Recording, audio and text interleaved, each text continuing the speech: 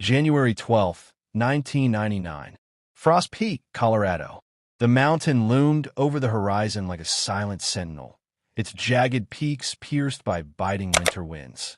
9 mountaineers, experienced but not invincible, had set out to summit the peak, eager for the challenge, the thrill, and the isolation that only a winter climb could provide. Their team consisted of guides, amateur enthusiasts, and photographers documenting the expedition. They carried state-of-the-art gear, warm clothing, GPS devices, and provisions intended for 10 days. At 6 a.m., the first snowflakes began to fall as they left the base camp. Spirits were high. Jokes were exchanged, cameras clicked, and the cold, crisp air seemed invigorating. Yet, as they ascended, subtle signs of trouble emerged. The snow, though beautiful, was heavier than anticipated. Ice-coated rocks made the climb slower and more precarious. One of the guides, Mark Hansen, noted cracks forming along the usual ice paths, warning the team to adjust their route. They underestimated the storm's strength. By midday, the snowfall had intensified. Visibility dropped. The GPS devices, though functional, began to lag due to the interference caused by thick clouds. Communication was limited. Radios worked sporadically. The group faced their first difficult decision: continue toward the summit despite deteriorating conditions, or seek shelter in a nearby ice cave discovered hours earlier. They chose to press on, determined to reach the peak before the storm trapped them. It was a choice that would define the next 48 hours of their lives. By evening, the weather had turned hostile. Wind gusts exceeded 60 miles per hour, and temperatures dropped below -15 degrees Celsius 5 degrees Fahrenheit. Snow blinded their path, and the previously familiar route became a maze of white. Exhaustion began to set in. One by one, the team members fell behind, weighed down by heavy packs and frostbitten extremities. Morale dropped as night fell, with the wind howling like a predator surrounding them. The first crisis struck when Lisa Kim, a photographer documenting the climb, slipped on a hidden patch of ice, twisting her ankle severely. Unable to walk unassisted, the group faced another grim choice: leave her behind temporarily to save themselves or risk the entire team's safety. They improvised a makeshift sled using climbing gear, struggling to drag Lisa through deep snow and near-vertical slopes. Their progress slowed, and a sense of impending danger enveloped the team. By midnight, communication with base camp failed entirely. The storm, now relentless, buried their tracks. Each member had to navigate using compass bearings and landmarks almost invisible under layers of snow. It became clear no rescue could reach them without extreme risk. The team realized they were trapped on Frost Peak, and survival depended entirely on decisions made in near-total darkness and brutal conditions.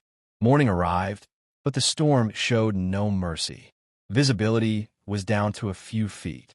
Exhaustion and hypothermia set in rapidly. One of the guides, Tom Reynolds, attempted to find an alternate route, but disappeared into a crevasse while scouting ahead. Panic spread. The remaining 8 were forced to split into smaller groups in an attempt to navigate safer terrain, but this only increased their vulnerability. Snowdrifts concealed dangerous ice cliffs. Marcus Lee, a climbing enthusiast, attempted to descend a slope and triggered a minor avalanche, burying part of the path and separating him from the others. Communication through shouting or radios was futile. Each small group faced isolation, knowing they could encounter another person only by chance. The mountain had taken control. Survival was no longer about skill. It was about luck, endurance, and mental fortitude. The relentless cold caused frostbite in some members, while hunger and dehydration sapped physical strength. Sleep became impossible due to fear of sliding, collapsing, or losing orientation. The mountain's vast, frozen expanse became a labyrinth of white terror. By late afternoon, it became evident that the 9 had shrunk to scattered survivors, each fighting not just the mountain, but also fear itself. By day 3, the situation had become critical.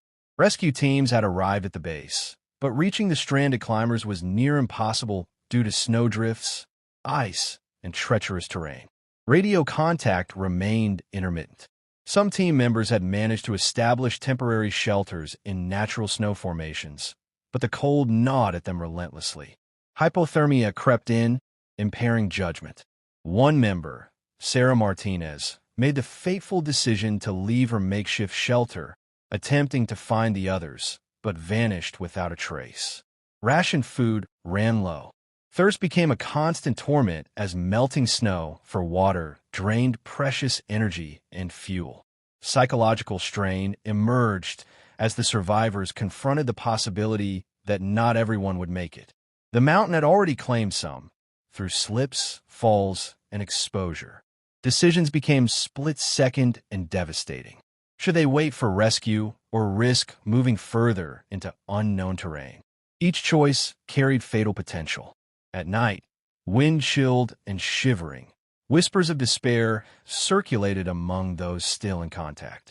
The mountain's silence was deafening, broken only by the groans of the snow under their weight. Fear became a constant companion, and survival instincts sharpened as some members began rationing not just supplies, but even their own energy to last another hour, another day. After 5 days, the rescue teams finally reached the base of Frost Peak. Helicopters could not land. Climbers had to be airlifted via ropes from precarious ledges. Only 4 of the original 9 were found alive, severely frostbitten, malnourished, and traumatized. The remaining 5 were never recovered, presumed dead, lost to avalanches, crevasses, and exposure. Their gear, scattered and partially buried, told a chilling story of struggle and endurance. News coverage framed the incident as one of the deadliest winter mountaineering disasters in the region. Survivors recounted moments of camaraderie, fear, and impossible choices. Mountains are unforgiving, they said, and Frost Peak had proven that skill and experience alone could not guarantee survival. Lessons were learned about weather forecasting, route planning, and the sheer unpredictability of nature. Even decades later, Frost Peak retains its reputation as a perilous winter climb. Hikers and climbers speak in hushed tones about the lost expedition, their names etched into mountaineering lore as a reminder. Nature is indifferent, and human determination can only go so far against the raw power of the wild.